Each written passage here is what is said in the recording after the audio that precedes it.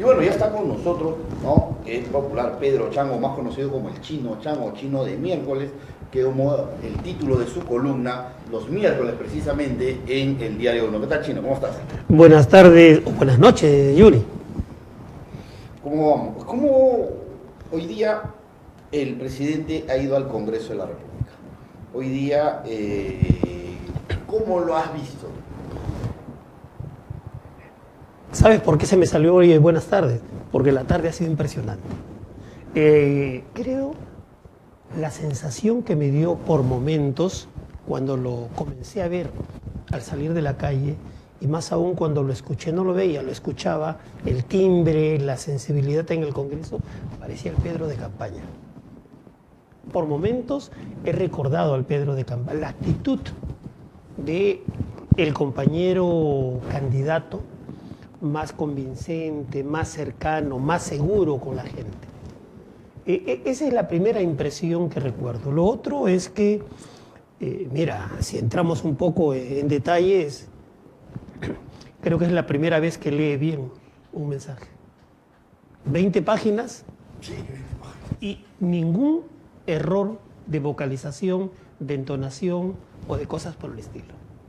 Por el contrario, le ha puesto énfasis, ha sabido ponerle rostro y voz al mensaje. Eso me queda de la tarde, eso me queda de la noche. Hemos visto una suerte de defensa del gobierno. Me pareció interesante el hecho de que él señale y puntualice algunas de las cosas que se ha estado o que no se ha dicho durante todos estos tiempos, que son los logros del gobierno. Claro, porque lo que corresponde, cuando se hace un mensaje presidencial de 28 de julio, lo que se hace es una especie de balance. Y lo que ha hecho él es eso ahora. Porque lo que ha venido ocurriendo hasta ahora es que la prensa, la oposición mediática a través de la prensa o la oposición política a través de determinados voceros en el Congreso, a lo que se han dedicado es a criticar temas muy puntuales. Y lamentablemente, erróneamente, lo que el Ejecutivo se ha dedicado es a responder, a reaccionar ante eso y no a desarrollar política. La prensa de derecha y la derecha lo que ha estado es poniendo la agenda. Y él ha estado cayendo. redondito. Sí. ¿No? Y él es el que debería poner la agenda, en realidad, porque él es el presidente y tiene pues que desarrollar el trabajo que se necesita hacer para poder tener una mayor conexión. Claro, por ejemplo, yo espero, ¿no? O sea, 20 páginas, mensajes, ideas concretas, además de balance, propuestas y anuncios y esclarecimientos. Entonces, ¿qué corresponde? Para la derecha, desestabilizadora, pro vacancia, es 2 semanas de mayor inestabilidad. Para quienes no creemos y no queremos inestabilidad, vacancia y desgobierno, ¿qué es lo que corresponde? En estas 2 semanas, mañana mismo, llevar a la práctica eso que se ha dicho, ¿no? Avanzar y avanzar y avanzar. Por ejemplo, si ha habido rectificaciones, si hay clara comprensión de la necesidad de rectificar y de producir reacomodos, que los haga. Si hay necesidad de afirmar claramente la declaratoria de emergencia del agro, empatarla con la segunda reforma agraria, empatarla con las cosas que haya que hacer y mañana, pasado mañana y esto hacer. Si eso tiene que ver con una crítica y una decisión que hubiera que tomar con el ministro de Agricultura, se toma. O sea, cosas de ese tipo creo que es lo que corresponde en estos días hasta antes del 28. Mira, justo es muy importante porque hablaba el día de ayer, por ejemplo, sobre el tema de la crisis económica mundial. Uh-huh. Se nos viene problemas con el tema del petróleo, porque el petróleo a nivel mundial está subiendo, va a subir más seguramente. Recordemos que Rusia es uno de los principales exportadores de petróleo a nivel mundial, ¿no? Y también de commodities, trigo, soya, maíz. tenemos un problema y vamos a tener un problema de crisis alimentaria, no solamente nosotros, Europa ya la está sintiendo, es el primero que la está sintiendo, y vamos a tener, según un informe que leí, va a pasar hasta un 28%, prácticamente 30%, la subida en los precios de los principales commodities, ¿no? No solamente en la gasolina, sino también en los alimentos. Nos agarra en un momento harto complicado y lo que tú señalabas es muy importante. Cuando nosotros se hablaba, ¿no?, durante toda la campaña de la importancia de la suficiencia alimentaria, ¿no? Nos decían pues de todo, ¿no? Y ahora vemos, ¿no?, con preocupación cómo es que nosotros como país estamos también a la deriva. Mira, te voy a dar algunas cifras porque es parte del texto que he trabajado esta noche para mañana. Se acaba de publicar ahorita, el lunes, o sea, hace menos de 48 horas, un estudio promovido por la OIT a nivel de América Latina y realizado por CEPAL, en este caso específico para Perú en relación a empleos verdes. Para ver el tema de empleos verdes ha tenido que verse todo el tema del empleo, del agro, del agua, de la población y de las necesidades y posibilidades que en esa materia hay en nuestro país. ¿Y qué ocurre? Que ese informe te dice cosas bien importantes. Por ejemplo, algunas cifras, ¿no? O sea, según la OIT, si nosotros empezamos a producir modificaciones mediante políticas públicas, mediante inversión privada, para que se modifiquen los patrones de consumo, pero a su vez los patrones de generación de economía verde y de desarrollo agrícola, frente al cambio climático, se estarían generando en el mundo 30 mil millones de puestos de trabajo. Y en el caso de América Latina y el Caribe, el estudio hecho por la OIT dice que para el año 2030 podemos generar, solo por ese efecto, 15 millones de puestos de trabajo. Pero entonces estás en el Perú, en el país del Amazonas, en el país que tienes agua, en el país que tienes 1148 microclimas que te dan capacidad de producción que no la tiene el mundo. Entonces tienes que aprovechar el momento, ¿no? Yo recuerdo, no sé si de repente también recuerdas, cuando había Fidel Castro, escribía las famosas reflexiones de Fidel, y él hablaba, por ejemplo, de la importancia de que no se siembre, ¿no?, para alimentar máquinas, sino se siembre para alimentar a personas. Porque en esa época justo comenzábamos con el famoso biodiesel, ¿no? Y que se sembraba maíz y soya para precisamente alimentar los motores, ¿no?, con un combustible entre comillas más sano. Y él hablaba, por ejemplo, también de la importancia que tendría que el mayor regalo que le haría China al mundo era lograr la autosuficiencia o la suficiencia alimentaria, ¿no? Porque imagínate, y él lo decía y lo decía muy bien, con esa visión del mundo que él tenía, que el día que China salga a comprar alimentos al mundo lo va a dejar sin comida a nadie, ¿no? Entonces, nosotros debemos prepararnos, y creo que tú lo has resumido muy bien, para un mundo donde la situación va a haber una crisis alimentaria mundial y tenemos que estar preparados para ella. Claro, porque mira, a ver, se dice que hoy somos el país boom de los arándanos. Y claro, antes lo fuimos en espárragos, antes lo hemos sido en la Red Glow, la uva roja, antes lo hemos sido o lo seguimos siendo en paltos. ¿Pero eso qué significa? Que empiezas a producir no para tu consumo, no para tu mercado, sino para venderlo afuera. Sino para venderlo afuera.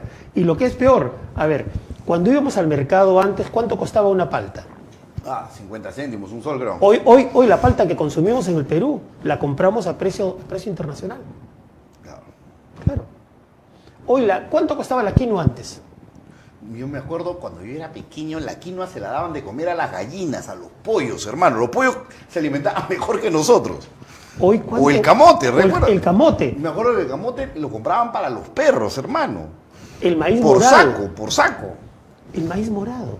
¿Por qué cuesta lo que cuesta hoy? Por la exportación. Te imponen precios internacionales y te modifican los patrones de cultivo en el campo y de consumo nuestro. Terminamos comiendo harinas, terminamos comiendo grasas, terminamos comiendo dependencia alimentaria y no soberanía alimentaria. Es un tema muy importante. Parece que a poca gente le interesa hablar de estos temas en política, ¿no? O sea, cuán importante es que tengamos una alimentación sana, una alimentación de calidad y pocos también se quieren meter una bronca con las amas de casa al decirles, mira, sabes que el Perú no es productor de trigo, el trigo no lo producimos nosotros, lo compramos, se lo compramos a Estados Unidos, a Rusia, le compramos trigo, ¿no? Y en ese sentido, ¿no? Si no hacemos cambios, consumimos mucha harina de trigo nosotros, ¿no? Fideos, y yo pan, que soy chino, mucho arroz. ¿no? Bueno, por lo menos arroz producimos. El arroz no ha subido porque nosotros somos grandes productores de arroz en la selva, por ejemplo.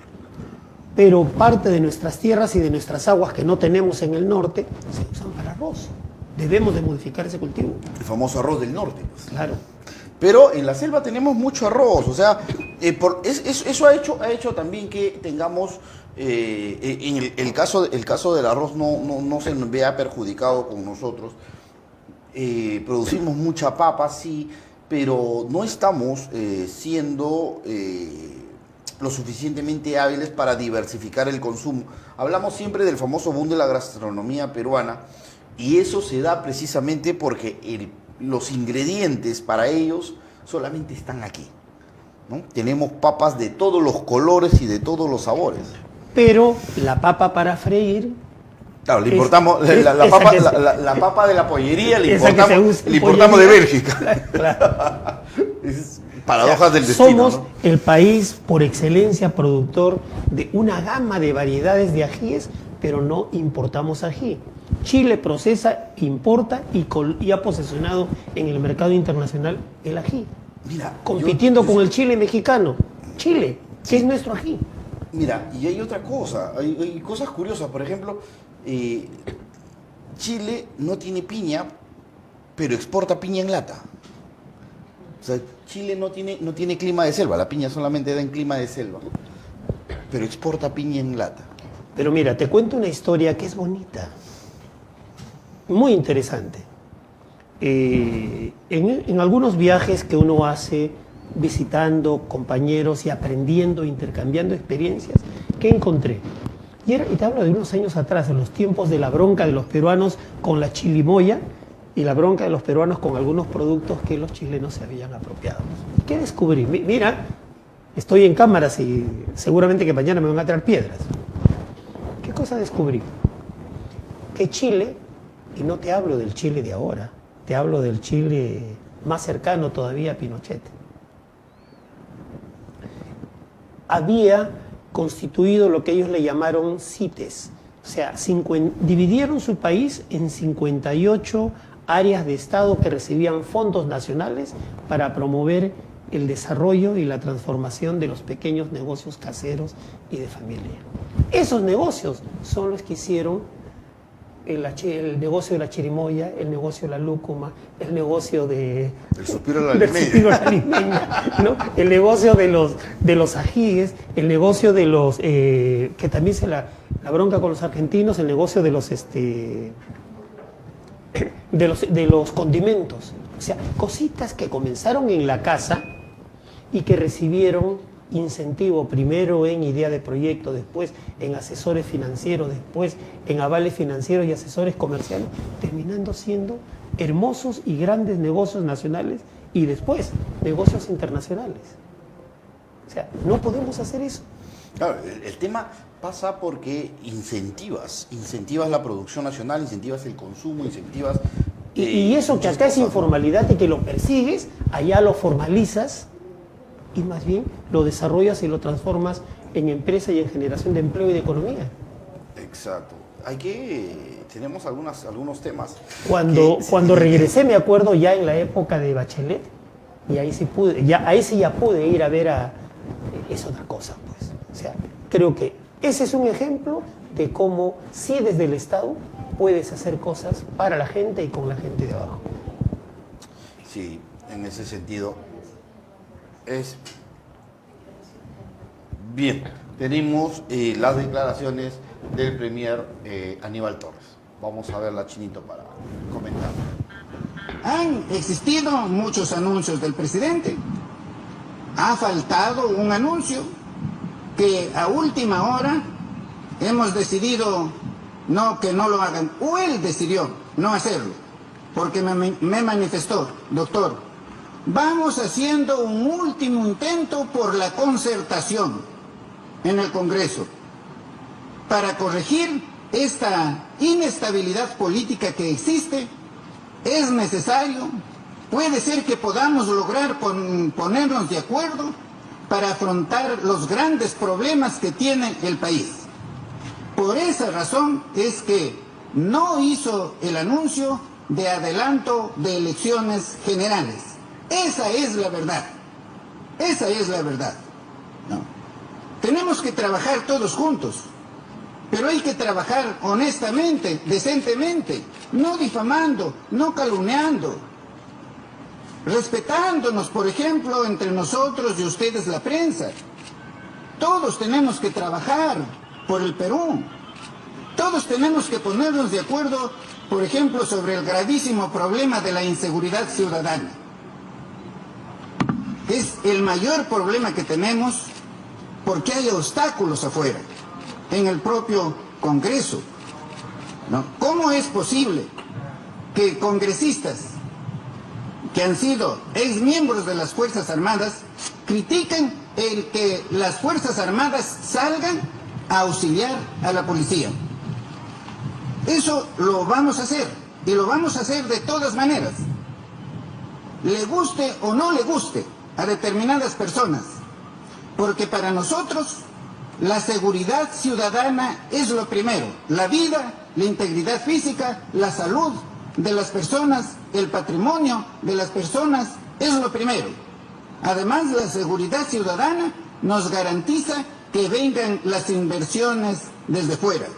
Y eso incluso he hablado personalmente con algunos embajadores que están preocupados por este problema de la inseguridad ciudadana. Entonces todos esforcémonos por eso. Ustedes también. Ustedes tienen que participar en las decisiones del gobierno. ¿Cómo? Por ejemplo, allí exigiendo, ¿no?, que se actúe eficiente y eficazmente en contra de la inseguridad ciudadana. ¿Por qué nos vamos a oponer? Que la policía sea auxiliada por las Fuerzas Armadas. ¿Acaso no estamos viendo que la policía ha sido superada ampliamente por la delincuencia? ¿Por qué nos vamos a oponer? Bien. ¿Cómo la ves, Chinito? Porque adelanto de elecciones. La verdad no la veo. Yo creo que lo que tendría que hacer el profesor Castillo es ponerse fuerte, volver a lo que tú señalabas, ¿no?, a su discurso inicial, y concertar con la gente. Yo creo que el Congreso va a seguir en la misma. ¿Tú crees que porque hoy día les ha dicho, mira, sabes qué, ya hay que trabajar juntos, mañana Montoya va a dejar de gritar vacancia, o va a decir, ¿sabes qué? Vamos a trabajar juntos por el bien del país? Mira, Montoya dijo una primera en Exitosa y una segunda la ratificó en no sé qué medios, que va a correr sangre para la vacancia. La pregunta de fondo a Montoya mentiroso, a Montoya manipulador, es: ¿realmente crees que va a haber vacancia y por eso haces lo que haces? Él sabe que no va a haber vacancia, por eso dice lo que dice, pero dice lo que dice para generar el escenario de inestabilidad que necesita. Es en medio de la inestabilidad como acumula fuerza, a su manera cree que afirma liderazgo y a su manera genera condiciones para las elecciones de octubre. O sea, de eso se trata. Es un discurso de la vacancia para generar inestabilidad, para posesionarse ellos políticamente y para pretender mejorar hacia las elecciones municipales y regionales. Eso es. Oye, pero... O sea, es jugar con el país. La verdad, yo no sé ni cómo lo eligieron de candidato al Congreso, porque el señor Montoya es pésimo comunicando. Tenemos las declaraciones, mira, para que lo veas cómo declara. La verdad, el hombre es más amargo. A ver, tenemos las declaraciones, por favor, señor director. El presidente se sitúa en la mitad de un proceso de vacancia. La oportunidad no ha sido la mejor, yo diría que ha sido la peor para poder dar el mensaje. Esto debió ser al final, después de haber terminado el proceso de vacancia, dar un mensaje de esta naturaleza hubiera tenido un efecto mucho más positivo y de más valor para la población y para todos en general, porque es ya terminando un proceso. Ahora sigue pendiente el proceso de rendición de cuentas que tiene que hacerlo el día 28. Ahí hay 20 preguntas que contestar que aún no se han contestado. Con relación al discurso en sí, en su elaboración, me parece que ha sido un discurso de buena voluntad, de tender puentes, ¿no? de reconocer los errores cometidos, de su propósito de enmienda, ¿no? Después de mencionar lo que se ha hecho y lo que se va a hacer, los millones de soles que se han difundido en bonos y en diferentes actividades que ha hecho el gobierno, y luego una lista de acciones para hacer, para ejecutar en el futuro. Y estamos de acuerdo con muchas de esas cosas y somos proactivos en ese tema. Vamos avanzando en la legislación. Algunas de las cosas que menciona el presidente en lo que va a hacer, ya tenemos borradores de proyectos de ley preparados con respecto a esos temas. Entonces vamos en el mismo sentido en ese tema. Bien, señor Montoya, creo que un cadáver tiene más expresión que él. O sea, yo no sé qué... Como le vuelvo a repetir, no entiendo cómo este señor pudo llegar al Congreso o haya gente que haya votado por él, pero bueno, ese es otro tema. Y bueno, y la derecha ya está inmediatamente llamando a otra marcha. Tenemos las declaraciones del señor Wong, ¿no? Las imágenes del señor Wong invitando, pues, ¿no? A una nueva marcha, ¿no? Ahí está, ¿no? Ya salió el corso de Wong, dice, ¿no? Ya estamos ahí. Vacancia, dice. No hay una intención clara de cierto grupo de poder de que haya una cierta gobernabilidad, ¿no? Te vuelvo a decir, es ingobernabilidad premeditada para usarlo como un colchón y como una estrategia para posesionar nuevos líderes de la derecha, porque la derecha es consciente que ya huele a cementerio, ¿no? Pero entonces tienen que crear nuevas figuras y están pretendiendo crear nuevas figuras que son más de lo mismo. No, pero por eso te decía, o sea, una nueva figura. Este señor Montoya, de verdad que si lo pones a vender caramelos no vende ni uno, hermano. O sea, recuerda que la política es un arte. Y de eso la derecha se ha olvidado porque no tiene referentes. ¿Quién es el referente de la derecha en este país, aparte de Keiko Fujimori, que ya también es plancha quemada? O sea, Keiko Fujimori ha perdido 3 elecciones al hilo a la presidencial. Keiko Fujimori no le gana a nadie en una elección presidencial y todo el mundo ya lo sabe. La derecha está desesperada, quiere buscar nuevo liderazgo, pero ¿quién? En López Aliaga, que ya vimos que el señor tampoco puede... Hablan mucho sobre Pedro, pero Pedro ha demostrado que es mil veces mejor polemizando que el propio López Aliaga, ¿no? Que se traba solo.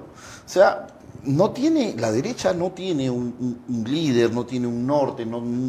Yo, la verdad... no le veo. Y lo que es peor, no tiene una propuesta. No tiene una propuesta.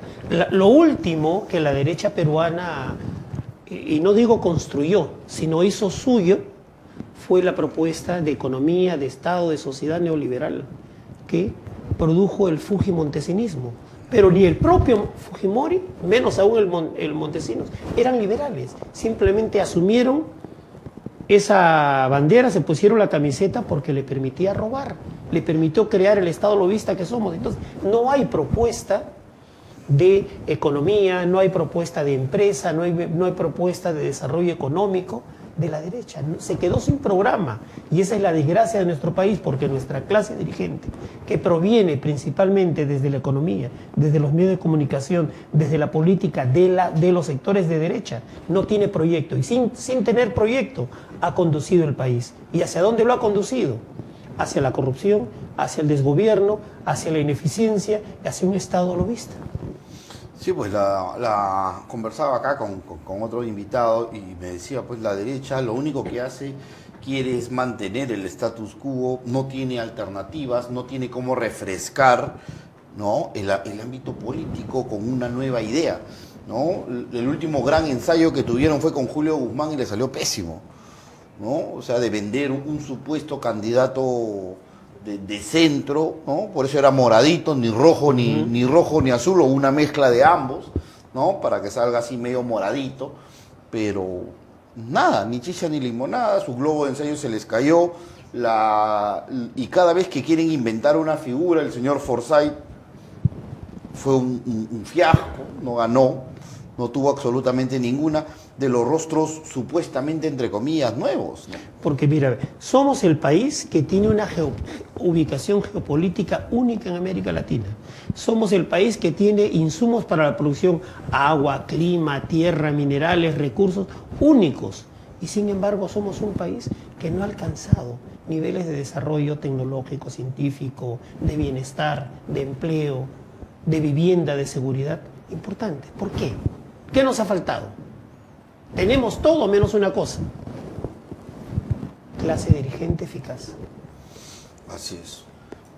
Ahí la congresista Isabel Cortés ha señalado, ¿no? Dice, si vacan al presidente nos vamos todos, ha dicho Chabelita, la popular Chabelita, congresista de JP, pero una de las más asiduas defensoras del gobierno del profesor Castillo.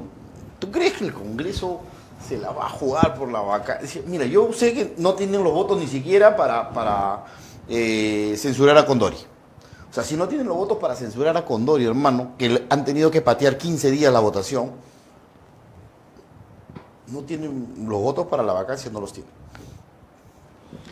Si hacemos un juego de números rápido, Perú Libre tiene 37, ¿no? Con incluidos los disidentes, pero sí, siguen siendo 37, más los dos que ganaron con el señor Valer y el otro congresista que creo que era de Somos Perú, que se terminó sumando a su bancada. Con ellos tiene su bancada de 6 en Perú Democrático. En Perú Democrático, ¿no? Y tienes también los 5 de JP.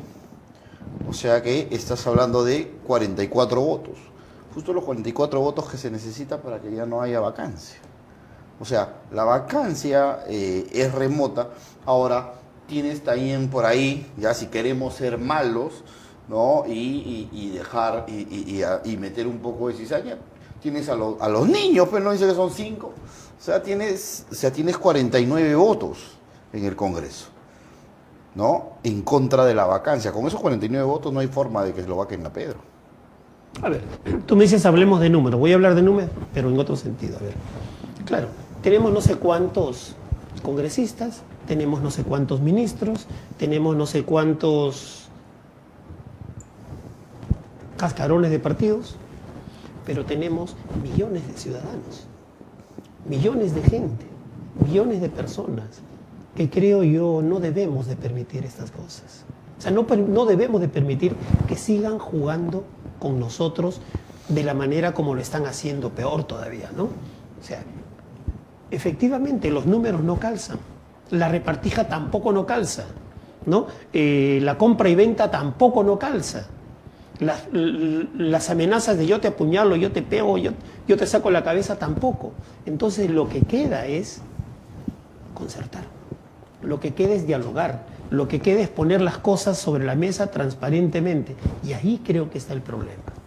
Porque una concertación de pareceres, de voluntades políticas y de visiones programáticas de desarrollo de mediano o largo plazo del país y de qué hacer hoy políticamente en el corto plazo, no permitiría los negociados bajo la mesa, no permitiría los lobbies, no permitiría los negocios de representación bajo la mesa de empresas. Eso es corrupción y eso es lo que está dominando y a la vez minando la política en el Perú.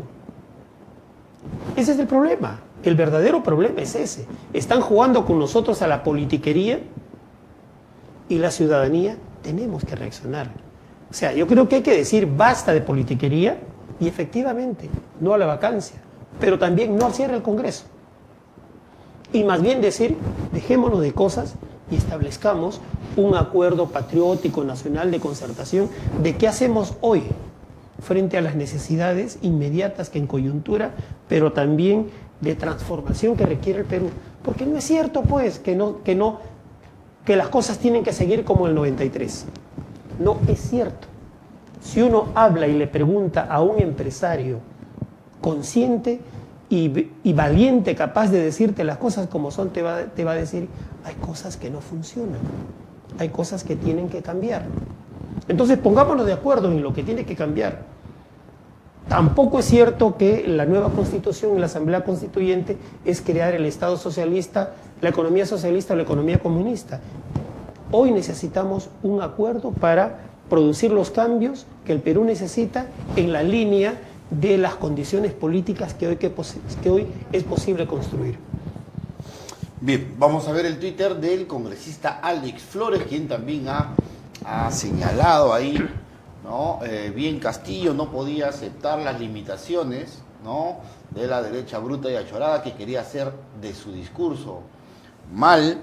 Ni una palabra de la Asamblea Constituyente y la renegociación de contratos con transnacionales saqueadoras y contaminadoras. Nueva Constitución con Castillo o sin él, dice Alex Flores. Yo me quedo con las últimas palabras. Nueva Asamblea Constituyente y nueva Constitución con Castillo o sin él. Con quien quiera que sea, no sea, pero sí con el pueblo. Ese es un tema del pueblo, de la organización, de la conciencia, de generar condiciones para el momento constituyente. Justo de eso no aparece en el video, pero de eso se habló, y de eso habló Vladimir Cerrón en la escuela política del día de hoy en ATE, por ejemplo, ¿no? De que el partido no va a renunciar a la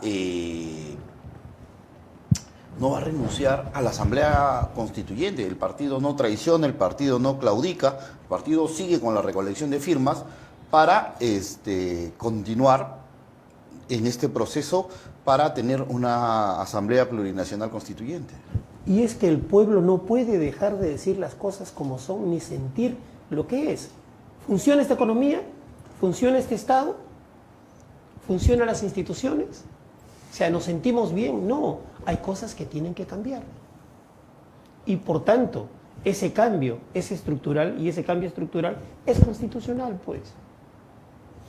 Sí, tenemos bastante por hacer. Hoy día sentía pues que el profesor Castillo como que ha tomado cierto aire nuevo, ¿no? Como cuando sales pues ya de haber tomado un baño de purificación. Esperemos que el profesor Castillo reubique lo que tiene en mente, pero yo la verdad dudo mucho que estos congresistas, como tú lo planteas, que nos dejemos de cosas y que vayamos a apuntar a un solo norte, no cierre el Congreso, pero la verdad yo no les veo ninguna intención, ni al señor Montoya, ni al señor Cueto, ¿no?, ni a la woman del Callao, de que quieran trabajar en bien o en pro del país? Mira, cuando yo digo plantear el tema de del diálogo y la concertación, es diálogo y concertación con las fuerzas sociales, económicas y el pueblo, y también el sector empresariado que quiera construir patria. Yo efectivamente, no creo que quienes están usando el discurso de la vacancia, y ojo, usando el discurso de la vacancia para hacer negocios políticos y económicos bajo la mesa, van a dejar de hacerlo. Cuando yo digo que no creo que Montoya crea de verdad que va a lograr la vacancia, es por eso. Porque está generando una bola de nieve para utilizarla en pro de sus negociados políticos y en pro de sus fantasías electorales de octubre. Entonces, mirando octubre, van a seguir con el mismo cuento, y a cada rato y a cada rato. O sea, eso es lo que sucede. Entonces, el diálogo es con la ciudadanía y la concertación es con las fuerzas políticas y económicas que quieran construir este nuevo país y que quieran reconstruir el orden económico y que quieran concertar en cuáles van a ser las reglas de juego de aquí para adelante. Tú señalas el tema de las elecciones de octubre que van a calentar el panorama electoral, pero una vez que comience ya la campaña municipal, los señores se van a quedar sin público, porque su tema de su constante, ahorita están aprovechando esto de la vacancia cada rato, porque la gente, bueno, todavía los está mirando. Por eso le ponen altavoz. Pero después, el señor Montoya, como te vuelvo a decir, ahora, ya también obviamente ellos están vendiendo sus candidatos, ¿no? Ya las encuestadoras, como siempre, van a poner adelante a sus amigos. Las encuestadoras que sabemos para quién trabajan también, ¿no? Porque hay algunos de los precandidatos que están en este momento que todavía no salen en vitrina, o por lo menos no los ponen en lugares preferenciales. Pero nos están vendiendo más de lo mismo. O sea, el señor Urresti ya fue candidato a alcalde, ha sido candidato presidencial y no la chuntó. López Aliaga ha sido candidato presidencial, no la hizo, y no lo veo como al futuro alcalde de Lima. Nos han vendido, y Acción Popular como partido, si ustedes revisan las encuestas de la propia derecha, le va muy mal porque han tenido un pésimo alcalde, ¿no? O sea, cada vez que conversaba aquí con algún invitado, Muñoz como alcalde de Lima ha sido -1. ¿Cuál es la propuesta que tienen para la ciudad de Lima? ¿Cuál es la propuesta que tienen para el orden urbano, para la inseguridad ciudadana, para la expansión de los terrenos que eran agrícolas y que las empresas inmobiliarias vienen haciendo uso y mal uso de todos ellos? No hay un programa, no hay un proyecto de ciudad, no hay una visión de ciudad. ¿Y sabes por qué no la hay? ¿Y por qué no la puede haber? Porque Lima no la puedes ver como ciudad, ni siquiera como capital del país. Lima es el Perú.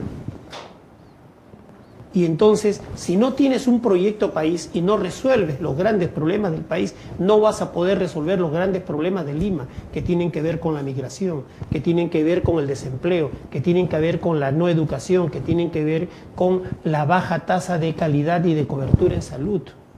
O sea, son los problemas del país que traen a Lima, y Lima los rebota para todo el país. Entonces, hablar de estos personajes pretendidos alcalde de Lima no solamente es más de lo mismo, sino que es peor de lo mismo. Es que y lo peor es que los que están a la cabeza supuestamente de la intención de voto popular están en las antípodas del gobierno. Por lo tanto, no vamos a tener ni siquiera un trabajo coordinado para poder salir de lo muy bien que tú dices, ¿no? A diferencia de otras regiones, Lima metropolitana, que es el 30% de la votación, no maneja ni salud, ni educación, como ni seguridad ciudadana. Ni seguridad ciudadana como en otras regiones. Vamos a ver un último Twitter, por favor. El Twitter de Guillermo Bermejo, ya para terminar. Se nos ha pasado la hora volando, chino. A ver, ¿qué dice? en el Twitter. Ahí, ahora sí. La sola posibilidad de nuevas elecciones asusta a los golpistas. Sabes que no son mayoría ni hoy, ni mañana, ni nunca. Ni con sus redes de corrupción, ni con su poder económico, ni con su prensa vendida. Si quieren la presidencia, ganen una elección, no den un golpe parlamentario, lo que ha dicho Guillermo Bermejo. Bien, Chino, ¿cómo...? Termino una idea, ¿ya? Tú estás como precandidato. Ojalá seas candidato y ojalá seas alcalde. La ciudad de Lima es un monstruo de 7 cabezas. Es un monstruo de 7 cabezas. Una cabeza, educación, otra cabeza, inseguridad, otra cabeza, salud, otra cabeza, vivienda, otra cabeza, transporte y así, así, así. Pero ninguna las maneja Lima. No, pues. ¿Y por qué no las maneja Lima? Se las han ido quitando poco a poco. No, ni siquiera quitándose. No, nunca se las han dado. Las han manejado desde el Estado-Nación. Así es. ¿No? Y en la repartija de los poderes y de los beneficios del poder, vale decir de los proyectos y del billete, Así es. lo ha manejado cada sector. Lo que es peor, ni siquiera lo ha manejado el Ejecutivo, el Estado en su conjunto, porque eso es una repartija de sectores. Entonces, Lima es un monstruo de 7 cabezas. Mientras siga siendo así, no va a ser posible gobernar transformando, modernizando y haciendo sostenible y vivible la ciudad de Lima. Lo que yo decía siempre, Lima lo que necesita es un líder político que revolucione lo que se viene. Bueno, Chinito. A ver, hay un informe de 15 segundos, me dicen, ya para terminar el programa. Día crucial en el Congreso de la República. El presidente inició el discurso con avances de su gobierno en 10 ejes, que fueron desde la seguridad alimentaria y el agro, hasta la diplomacia y el Estado intercultural para la promoción de la diversidad cultural. Pero el momento más esperado del mensaje fue la referencia a la crisis política. Castillo aseguró que no ha cometido ningún acto de corrupción. No he venido a eludir ningún tema. Al inicio de mi intervención dije que todas las autoridades tenemos la obligación de rendir cuentas de nuestros actos y hablarle al país con la verdad. Mi gobierno ha sido objeto de acusaciones de sectores mediáticos y políticos. Se ha pretendido construir un manto de oscuridad sobre nuestra gestión. Se quiere hacer creer a la población que estamos inmersos en actos de corrupción. Situación que rechazo enérgicamente. El tiempo me dará la razón. Con la frente en alto,